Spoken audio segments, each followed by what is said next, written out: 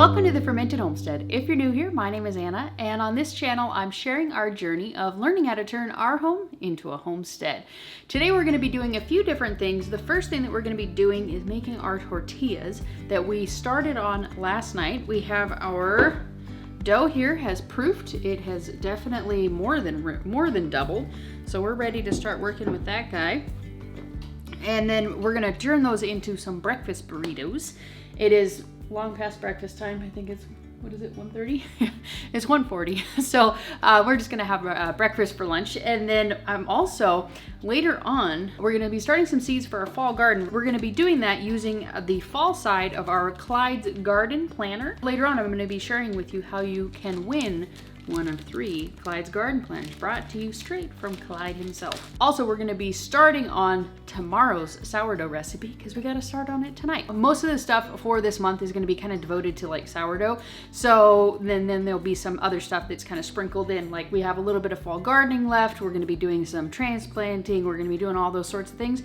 But it's gonna be very sourdough centric this month. So we need to go ahead and feed our starters first thing because I totally got sidetracked this morning, and then we will get started on making lunch. So we got Francine, who's doing quite well. You guys saw that last night. I have not fed her at all since then, and she's just been doing great. We have the unnamed starter, who is still unnamed because it has not grown that much. But here it is. And we have Fred, who, as you can kind of tell, he overflowed the jar quite a lot this morning, or overnight. So Fred has officially earned his name and he's alive. So I know that you guys know how to feed a starter by this point. If you don't, just check out my sourdough starting guide or my sourdough starting video that I put out for the beginning of the fall into sourdough collaboration. But so let's go ahead and do this. We're gonna start to transition Fred over to an AP flour one by doing half rye and half this organic AP flour from Costco. So there we go, Fred. So we need a lightly floured surface. Go. Turn this out. Turning it out just means taking it out of the bowl. So she said to cut this into 12 equal pieces. Okay, so now we're gonna ball each of these up, and there's a couple ways that you can do that. You can take it and you can kind of roll it underneath like this until you kind of get the ball, and then you pull it, right? You can do this on the counter or in your hand, and then you got a ball. It's a fairly decent ball. Or you can do all that on the countertop, right? But you don't want to have the surfaces floured. That's why it's difficult to do it down there. I probably shouldn't have floured the surface just yet. When you're trying to create tension, you really don't want the ball, or you don't want the flour, because it slips, so it's hard to create tension. See? So now is when you want to flour your surface lightly. Not a lot, just very, very lightly. That was probably honestly too much. And then we're gonna roll this out very thin, very thin. Maybe we don't want to flour the surface. I feel like it just keeps pulling back on itself. Let's try without, or with minimal.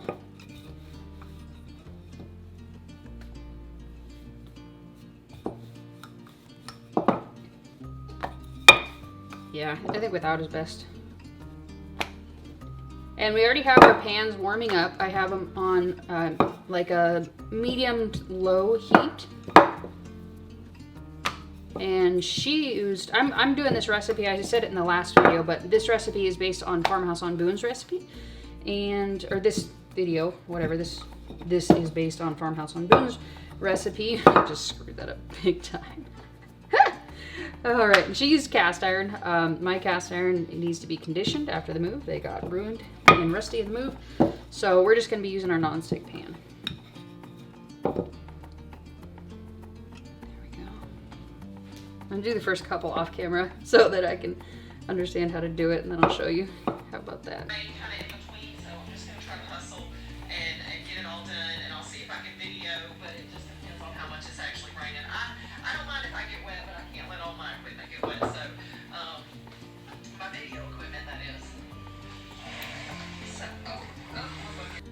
right, so we're all done with our cooking.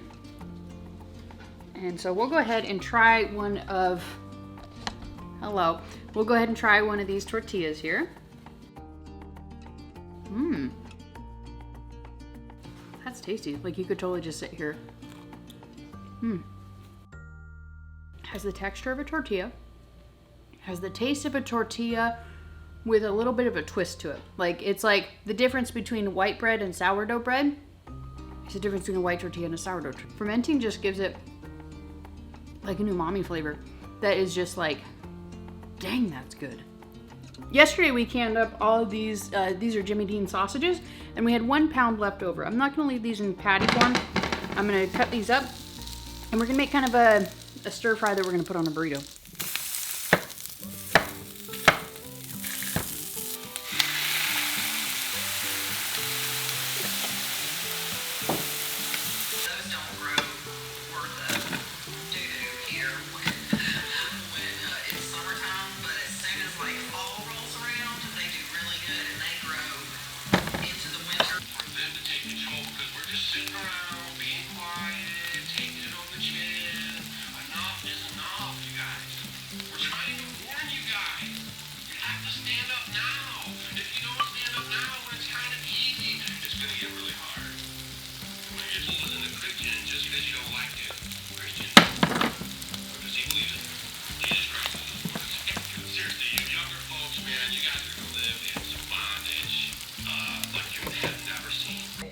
Go ahead and put our tortilla together. So we're just going to take some of our meat mixture here. The veggies are just kind of a filler. Helps you to fill up quicker, and it's a great way to get some nutrition in you. Just a little bit of cheese, just to give it some cheesiness.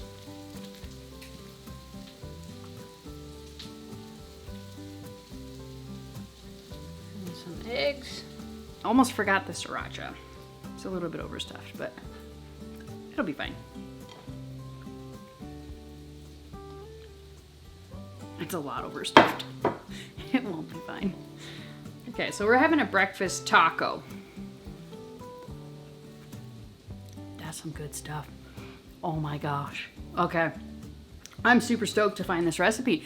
This is something that's super easy to put together. It just took a couple of minutes in the evening, and then a couple minutes, maybe like 10 minutes to assemble them in the morning. You can totally do this ahead of time, make a whole bunch of them, like freeze them or put them in the fridge or something like that, and just have them ready. You could do, if you want to do like meals, like maybe make like breakfast burritos for your kids, you could totally just assemble them all and put them in the freezer and then just pull them out and kind of warm them up in a pan or something like that. You'd be good to go. I'm gonna go ahead and eat my meal, and then I'll bring you back and we're gonna start on our fall garden seeds, which should have been started a month ago, but details. So the time is finally arrived.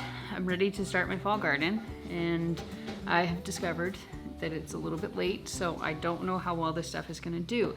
As you can see, the summer planting went really well. Don't ask.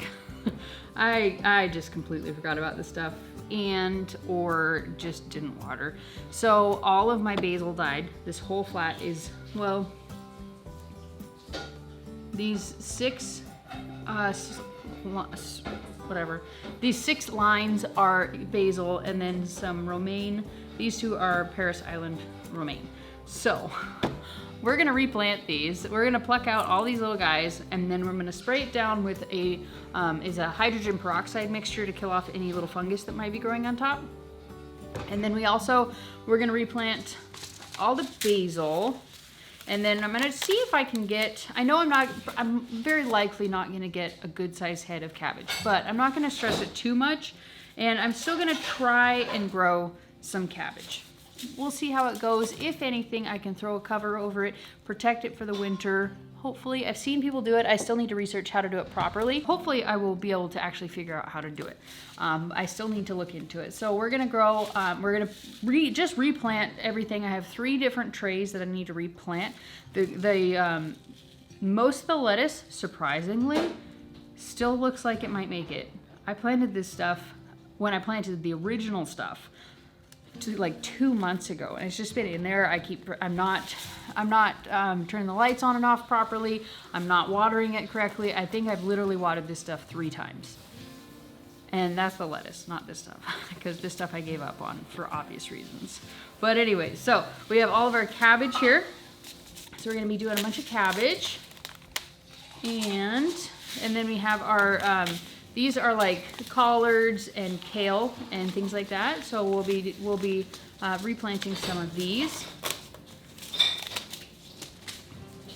And then also our basil. And then there's some lettuce hiding back here. Recently, when I was at the Ozark Homesteading Festival, I got to meet up with Clyde from Clyde's Garden Planner.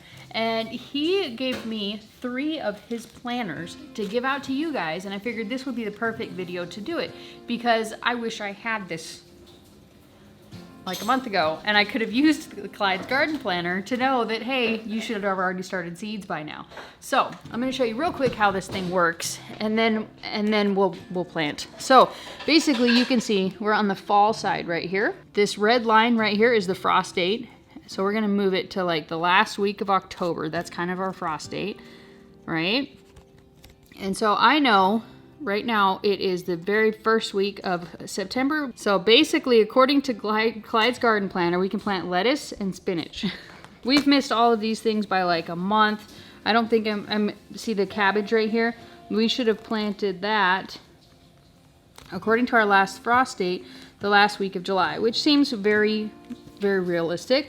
We just missed bush beans, so we might try and plant some bush beans outside tomorrow. So the awesome thing about this planter thing is that it has all this other helpful information in here, and it tells you the seeds to plant per 10-foot row, planting depth, can you see that? The planting depth in inches, the distance between rows or hills, the distance between plants, what type of sunlight they require. And then over here, which I thought was the coolest thing, is it actually shows the companion plants for it, as well as, what is this? Approximate produce yield per 10-foot row. Like I said, if I had this and had used this, I would have already planted, and I would have known that I already needed to plant. So we're gonna do a little bit of rebel gardening and try and get some of this stuff up and running enough to get at least somewhat of a harvest before fall. Especially on like the kales and the lettuce and things like that. Kale, collard, lettuce. We'll try and I'd like to get some basil going and just a few other things. So we'll see what we can do. Hopefully we don't just waste a ton of seeds. If you guys want to be entered to win one of these 3 Clyde's Garden Planners that I have here, all you need to do is leave a comment down below and tell me why you want to have a Clyde's Garden Planner. I will just do a random comment generator, and the first comments that pop up that answer that question will be the first 3 that will win the garden planner. And on Wednesday, I'm going to draw the winner for the Clyde's Garden Planner, so it'll probably pop up in Friday's video. So Wednesday the 7th, whatever time I get around to it, that will be the end of drawing for the Clyde's Garden Planner, but that doesn't mean that you guys can't go over to Clyde's Garden Planner and buy yours. They're very cheap. I think they're $6. So, you know, it's something that is a really good, inexpensive tool that you guys can use to really up your gardening game. So let me know in the comment section down below why you want a Clyde's Garden Planner. I'm just going to bust through these really quick, and we're going to go ahead and seed these. I'm going to listen to a podcast or something. We're going to go ahead and seed our starts here, and then I'm going to bring you back and we will get started on the sourdough project that we're going to start tonight to make for tomorrow. This is everything the founders of this country, America, warned us about is happening right before your eyes. And you guys are all just being quiet, not protesting, not getting out there, not being active. I think it's about 9:30 to 9:36 to be specific. So we're going to go ahead and we're going to make something called, I don't know if it's a Bailey's, whatever. We're going to make this out of artisan sourdough. And all we're doing right now is we're mixing up the dough tonight, and then we're gonna make this tomorrow. So let me get you a better view here of what I'm actually doing. This thing says we need only 50 grams of bubbly active starter. Look how active Francine is. She got up to here today. Started here. Super bubbly. She's super active.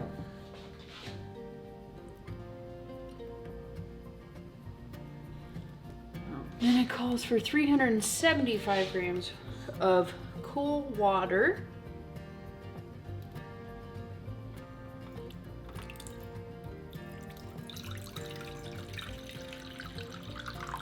Then it calls for 500 grams of AP flour. And then 9 grams of salt. Mix to combine, then incorporate by hand until rough dough forms.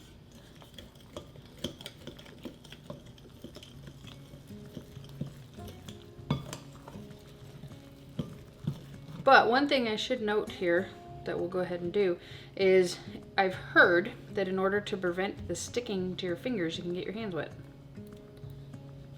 And so we got it mixed. Now we need to keep mixing until it forms a dough, a rough dough.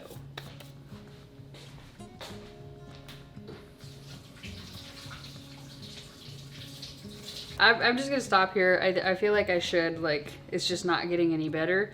I think, because it says until a rough dough forms. I don't know if this would be considered a dough because it's still really sticky. But then it says to cover the bowl with a damp towel, let it rest for 30 minutes to an hour, depending on your schedule. After the dough is rested, work the mass into a semi-dough ball. So anyways, we're just gonna cover this with a damp towel, damp cloth. After I get this off my fingers. I'll see you back here in an hour. It's been a little more than an hour. I got kind of sidetracked. So we're gonna go ahead and we are gonna grab something. Hold on. Okay, so we got our bowl scraper. We're gonna kind of scrape a little. So it's still a little bit wonky. Okay, make my hands wet. Okay, so it says to cover it with a damp towel overnight.